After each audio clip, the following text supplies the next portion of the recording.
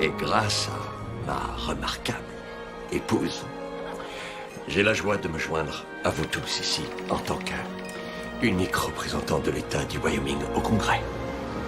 C'est alors que des riches familles comme les Cox et les Corrs, fatiguées de payer des impôts sur le revenu, ont déboulé à Washington et ont commencé à faire d'énormes chèques pour financer des groupes de réflexion de droite. Ça allait changer la vision du monde de plus d'un Américain. Et enfin, dans les années 80, cette révolution improbable des conservateurs blancs et richissimes allait trouver son porte-étendard. For those without skills, we'll find a way to help them get new skills. For those without job opportunities, we'll stimulate new opportunities, particularly in the inner cities where they live. For those who've abandoned hope, we'll restore hope and we'll welcome them into a great national crusade to make America great again.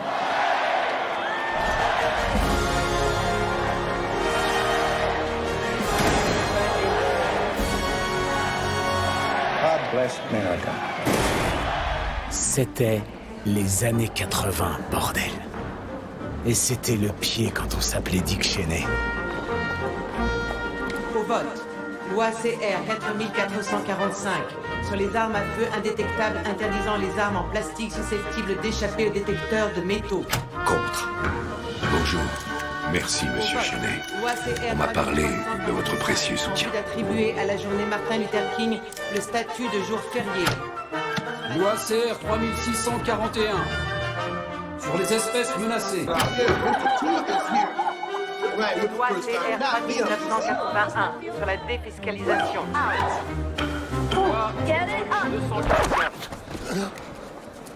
Appelez un médecin! Vous arrivez à respirer? J'ai fait une crise cardiaque, andouille.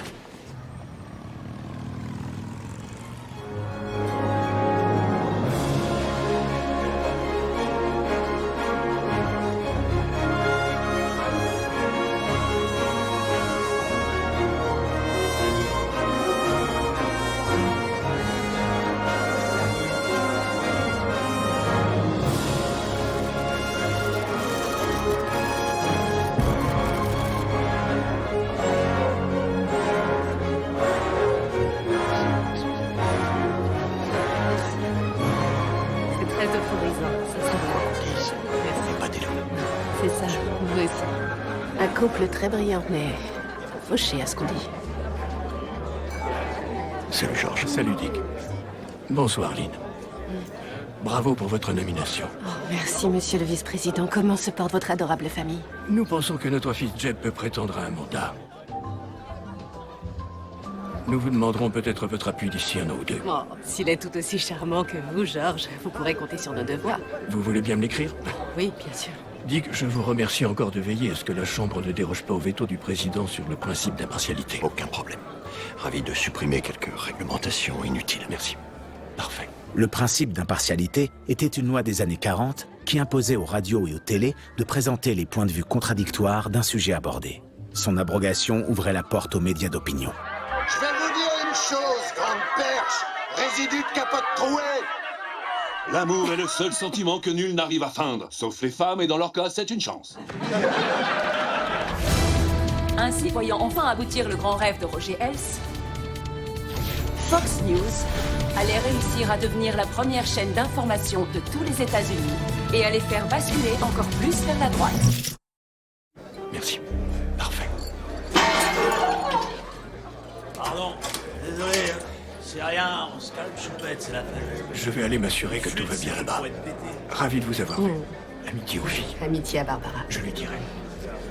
C'est son fils. Oh, diable. George W., brebis galeuse de la famille. Je vois que des gens... Si tu veux mon avis, il l'a trop couvé. Alors, Tu le sens comme moi. La moitié rêve d'être à notre place. L'autre a peur de nous. Je sais que George est le suivant sur la liste, mais... après lui, si ça se trouve... J'ai un respect total pour Reagan.